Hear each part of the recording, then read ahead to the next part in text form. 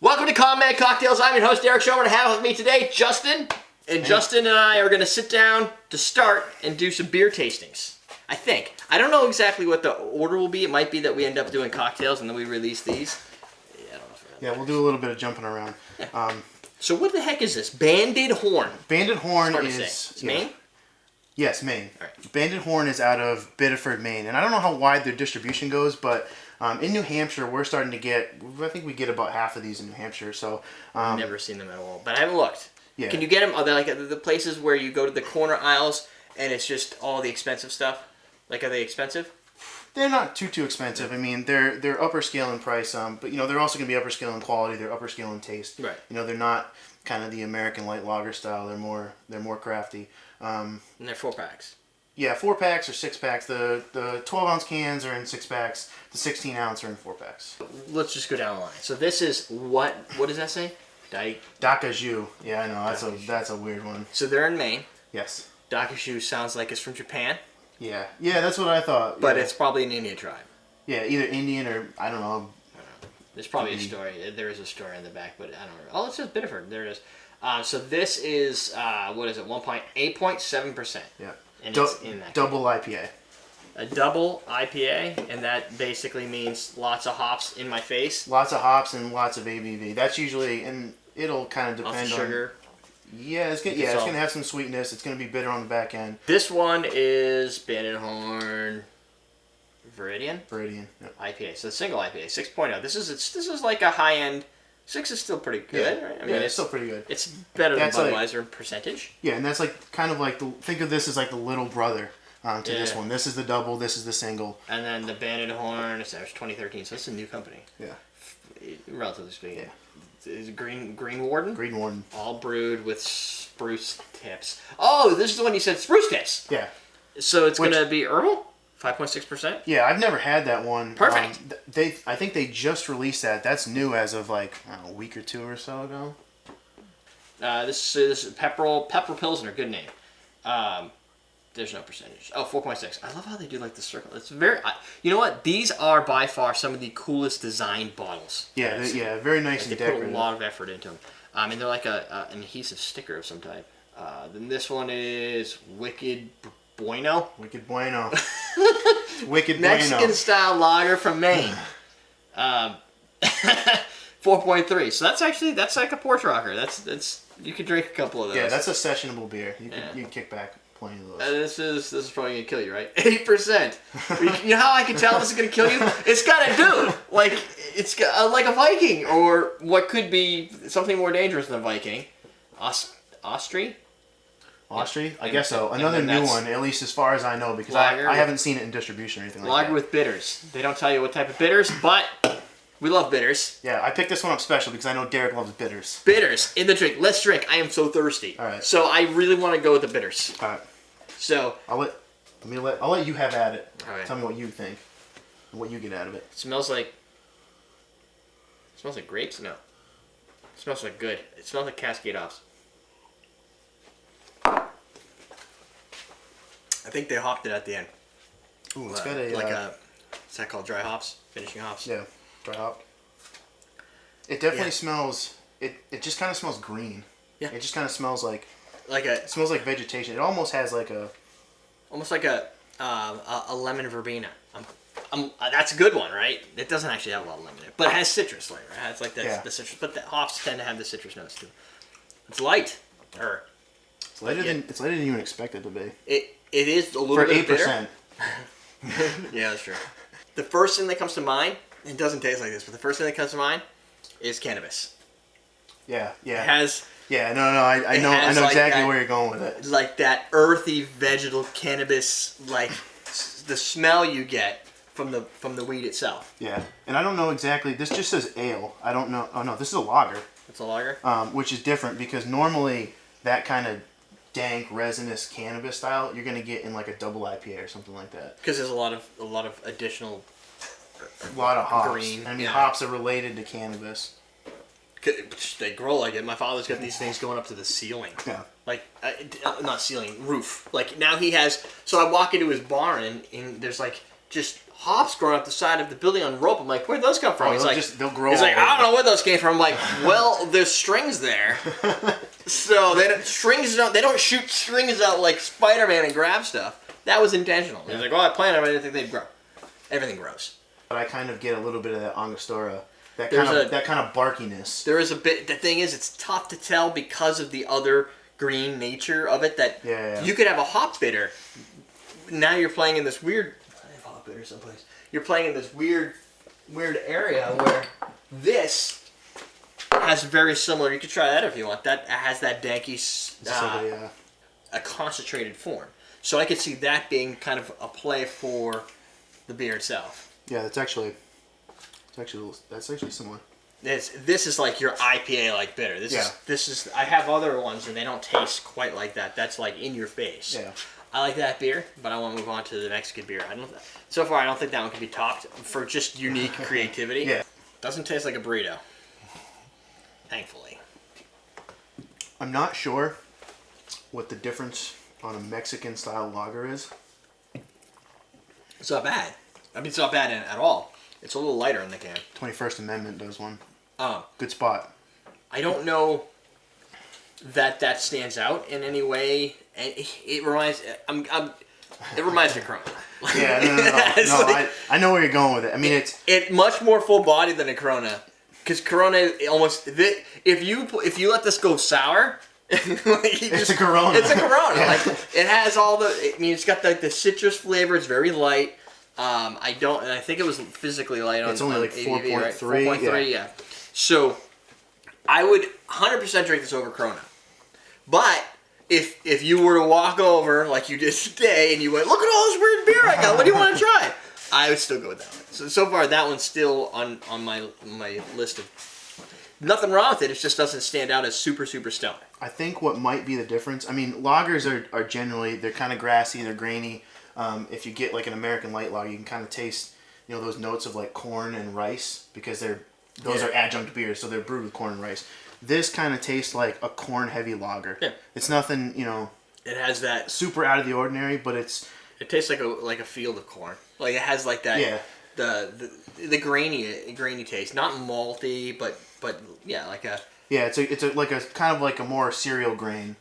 When I first took a sip, and I my brain moves on to different things. The first thing I thought of was cereal, like literally cereal. Not necessarily, probably something on the line of more like Captain Crunch than just cereal. Like Captain it had Crunch in a can. Yeah, I mean it has that flavor and a little bit of the citrus notes and the different fruitiness to it, but it's just I don't know. I like Pilsners now. Solid transition beer. If you can get somebody away from Corona, if you've got somebody that they're used to drinking kind of light-ended beers, give them this because it's a lager, but it's got more flavor than like an adjunct lager, a light lager. That has absolutely no aroma to it at all. Yeah, it's flat. Yeah, like it was a struggle to get any flavor. If anything, it's like a hint of yeast and like maybe a touch of like lemon or something, but it's very mild, mild nose. But and that's the Pilsner that to me the closest thing I could compare it to that I've had in the last 10 years probably would just be the Sam Adams Summer Pilsner. Yeah, like it's got that throw this thing in a big Pilsner glass, sit on the porch on a warm day, and drink it. Yeah, very much. As some people would say, like a lawnmower beer. Mm-hmm. You can drink it in the sun. If you drink something like an 8% while you're sitting out in the sun, you're going to feel like death. If they're the same percentage, I would still go with this one over that one. I don't know why, though. I think it's just because it's so approachable. I think because it's a little cleaner. I mean, Pilsners traditionally always, they're mild in taste. They're not going to have a lot of accentuating flavors or kind of stand out bold flavors or anything like that. But again, a good beer to kind of relax to. This is it just says ale brewed with spruce tips. I don't know if they have a. I don't know what a spruce tip would smell like, or why you didn't just need the tip. Christmas. It lingers with the, not Christmas, but what? Forest. It's kind of. It's not like evergreen in your face. It's kind of smoky. There's a lot actually going on in this. It's like a forest fire of spruce trees. And this really kind of a dehydrated urine color. Yeah. But it's not as vibrant It's not as contrasting of a flavor that I thought it was going to be. It's not as aggressive. Yeah, I was thinking it was going to be like you literally put a tree inside there and it's just floating there. You get a sappy fig, not fig. But I thought it was going to be very aggressive. I thought it was going to taste kind of like almost like drop some over-hopped, gin but into with a beer or something like that. Yeah, almost instead of being over-hopped, being over-treed. That's the thing. Yeah, it's more balanced than I would have given it. Which is a good thing. That one I've had. It's actually one of my favorites. That has a really nice aroma to it. It smells like you're about to get into some IPA. It's right here. You are.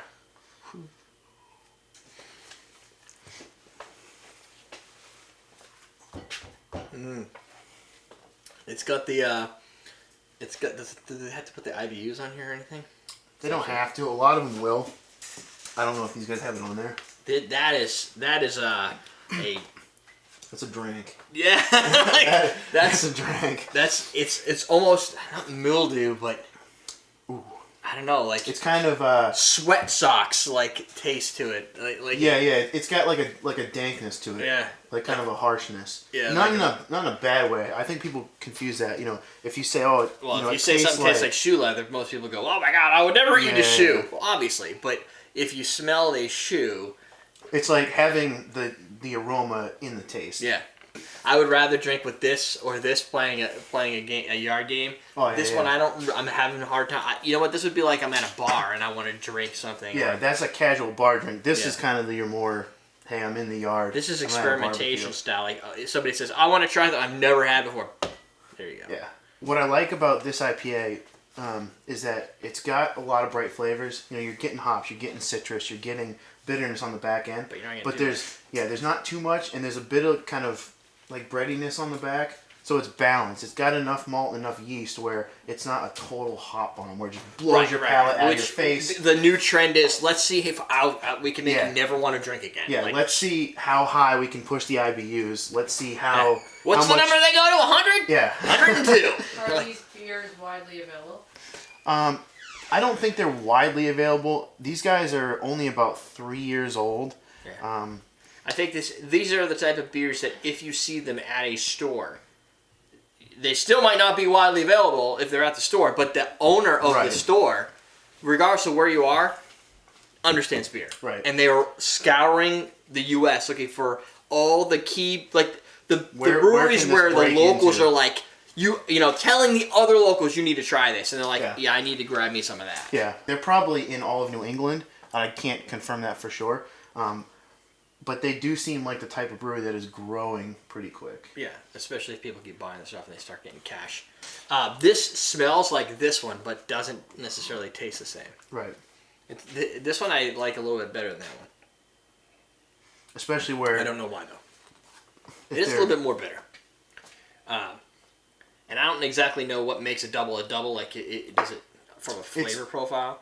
It's usually kind of based in the ABV, and kind of inherent in having a higher ABV is it's going to have a little bit thicker mouthfeel. It's going to have a little bit more heat, and it's probably going to have... I don't get too much alcohol, honestly, through any of those. Yeah, I can feel it a little bit, but it's so drinkable. They're very smooth. Yeah, it has the aftertaste if I just drank beer. Yeah. I guess it depends on the type of beer you drink, too. Right. If you're the person who sits down and drinks a Budweiser or a Corona, and you're like, this is hardcore stuff. Yeah, you drink that and you're going to be this is boozy as hell. Yeah, you're going to fall over. If you're normally used to drinking a beer with some body to it, that's not going to blow your mind on the amount of alcohol to it. Yeah. And not even the amount of bitter to it.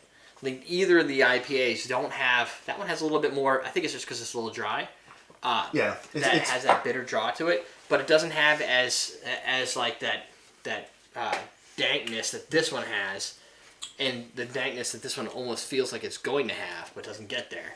Yeah, a lot of times your doubles will have more dankness. This actually is a little danker than the double. That one's got a little bit more kind of malt on the back. Yeah. And it's but again, it's also very balanced. Their IPAs are wicked heavy in flavor. They're really nice in flavor, but they're not too swayed towards one way. Right. I'd rather have more flavor than one key attribute of I'm going to knock you over with my IBUs, or I'm going to do this. IBUs being a bitterness unit for those that know. I know it starts at probably 0, because why wouldn't it? Everything starts at 0. You're just never going to see anything. with a 0 IBU. I guess maybe Budweiser. I think they even clock in at like 3 or 4 IBUs. So I usually clock out at about 60, maybe 80. Like that gets out to like strange areas where it takes me forever to drink the beer. Yeah, I tend to like higher IBU beers, but at the same time, there's something that I'm definitely not going to drink every day. Yeah. I mean, I'm definitely, if I'm going to go to bed in 20 minutes, I'm going to pop a quick beer and drink it. It's not going to be something it's gonna super take heavy more than 20 like minutes that. to finish it. These are sippers over a course of time. These are the kind of beers that you can, kind of drink them down pretty quick. Goes down, Yeah, you can still be active and stuff. These are more, sit down at a bar. Yeah. Sit down at a bar. And these are more like maybe you're sitting down for the evening kind of stuff. For if you're new to craft beer or if you love craft beer, if you can get to the brewery and buy the cans right there, do it. Because one, they're going to be super fresh, as opposed to, I mean, even beers that get distributed pretty quickly, you're still looking at a week or two before they're going to hit shelf. And I picked up, I don't have them here with us, but I stopped at Bissell Brothers today and picked up cans there. And the 2 different beers I bought were canned on June 15th and June 16th. And today is the 17th. So a day and 2 days old. So you're going to get them super fresh if you go to the brewery. And as well, you're going to get stuff like this and this that aren't on shelves for distribution. I would go with that one because it's different, it's strange. It has unique flavors that I've never had anywhere else. Drinkability is this one. I think this one for the IPA style or just to do something a little bit different. I would take any of those. The other guys are good too. This is just a different. Those are the kind of profiles I think I would fit in best. I mean, this is definitely a unique vein. These two, great. I mean, for me, those are 2 of my favorite single and double IPAs. If I get my hands on them, I usually pick them up just because I enjoy drinking them. Solomon asked, can or bottle, does it matter? Which one is better, or is there a difference? Well, that's a question today I want other people to answer too. What do you like, can or bottles? All right, folks, we got to move on to more beer.